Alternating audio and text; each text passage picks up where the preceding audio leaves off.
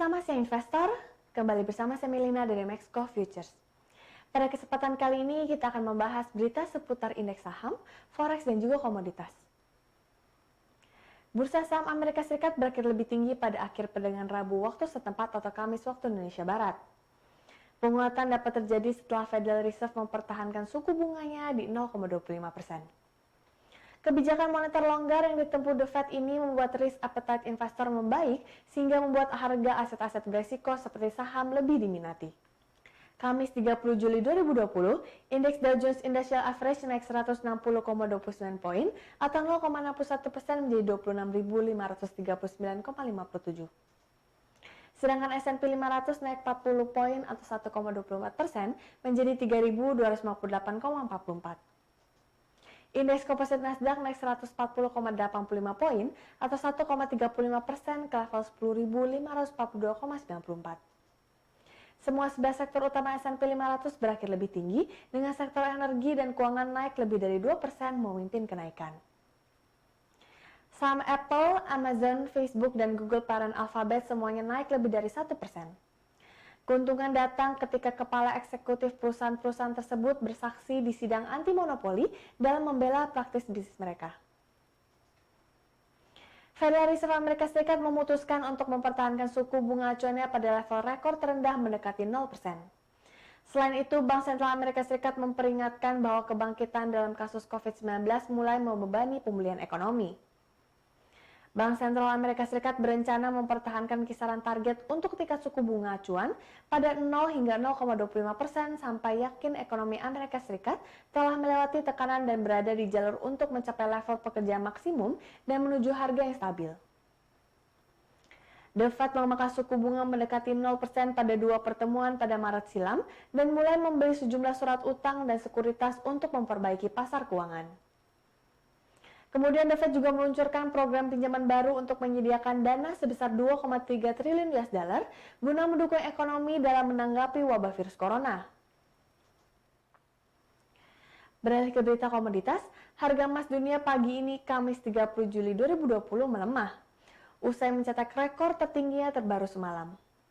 Pada perdagangan kemarin, harga emas bergerak volatil seiring dengan berjalannya rapat Komite Pengambil Kebijakan Bank Sentral Amerika Serikat. Pada pukul 9 waktu Indonesia Barat, harga emas di pasar spot terkoreksi 0,46% ke level $1.961 per troy ounce. Kemarin harga emas ditutup di level $1.970,4 dan menjadi rekor tertinggi sepanjang sejarah yang pernah tercatat. Paket stimulus besar-besaran untuk membantu ekonomi di seluruh dunia untuk meredam kejatuhan ekonomi dari pandemi dan lingkungan suku bunga yang rendah telah membantu mendorong harga emas naik hampir 30% sepanjang tahun ini.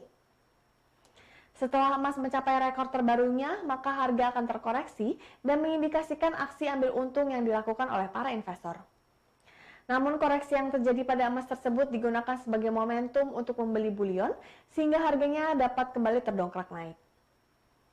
Selain tingkat suku bunga yang rendah serta injeksi likuiditas besar-besaran di pasar, fundamental emas sebagai aset safe haven juga didukung dengan ketegangan yang terjadi antara Amerika Serikat dengan China. Tensi geopolitik yang meninggi antara keduanya membuat prospek perekonomian menjadi semakin suram. Periode pemulihan ekonomi terancam tersendat jika kisruh antara dua ekonomi tersebut semakin tereskalisasi. Fenomena tersebut justru semakin menguatkan fundamental emas. Hal ini juga disampaikan oleh Bank Investasi Global asal Amerika, yaitu Goldman Sachs.